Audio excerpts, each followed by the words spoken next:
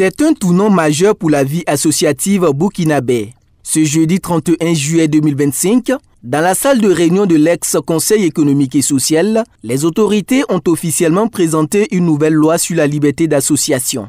Adoptée à l'unanimité par les députés de l'Assemblée législative de transition le 17 juillet dernier, cette réforme très attendue marque une volonté claire de repenser en profondeur le cadre juridique et organisationnel des associations au Burkina Faso. De la clarification du concept d'association qui établit désormais une distinction nette entre les associations et les organisations politiques ou commerciales.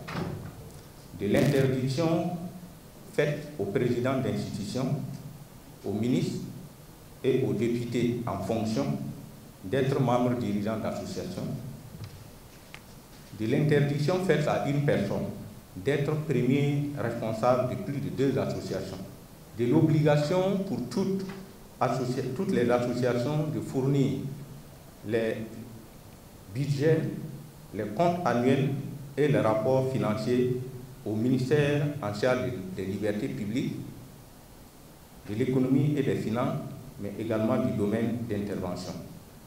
Fruit d'un processus entamé en 2024, cette nouvelle loi vient combler les lacunes de l'ancienne législation en vigueur depuis 2015. Promulguée récemment, elle introduit des innovations majeures à travers un texte structuré en 87 articles, repartis en 7 chapitres.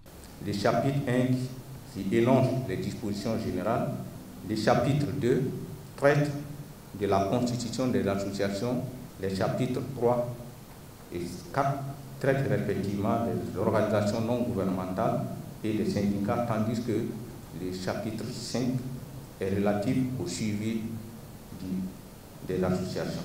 Le chapitre 6 est divisé, quant à lui, est consacré aux dispositions communes et le chapitre 7, enfin, traite des dispositions diverses, transitoires et finales. À ces mesures s'ajoutent des exigences accrues de transparence. Les associations devront désormais fournir leurs rapports financiers aux autorités compétentes.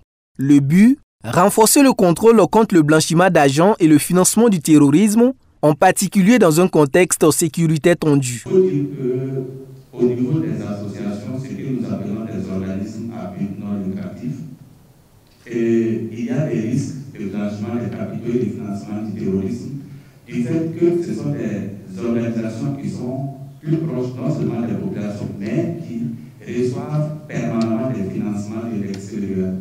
Donc, du fait seulement de cette situation, elles sont exposées à des risques de blanchiment des capitaux et de financement du terrorisme. Donc, c'est cette réalité que la loi portant liberté d'association a prise en compte en mettant un certain nombre de dispositions pour encadrer ces organisations-là. Et pour les cas, il faut dire que tant qu'une organisation n'a pas été condamnée pour des faits de blanchiment des capitaux et de financement du terrorisme, nous ne pouvons pas dire effectivement qu'elle est coupable de blanchiment des capitaux et de financement du terrorisme parce qu'il n'y a pas eu de condamnation. Donc, en la matière, nous pouvons dire que le risque existe, mais pour des cas, pour le moment, en tout cas, nous n'en avons pas. À l'époque, de nombreuses dérives avaient été observées, notamment l'instrumentalisation des associations à des fins politiques, leur dispersion sur des domaines non maîtrisés ou encore le manque de transparence financière. Il existe toujours une confusion entre engagement associatif et activité politique partisane. Donc, il était nécessaire d'introduire des dispositions pour en tout cas prendre en compte cette situation. Il y a également l'ensemble des dispositions pertinentes permettant de préserver la crédibilité des associations. Ce nouveau cadre juridique promet un assainissement du monde associatif au burkinabé, une meilleure gouvernance et surtout une crédibilité retrouvée pour les associations engagées sur le terrain. Il s'agit désormais de veiller à l'application effective de cette loi sur l'ensemble du territoire. Le texte impose également aux associations étrangères de désigner un responsable burkinabé et établit un dispositif intégré de suivi piloté par les chefs de circonscription administrative.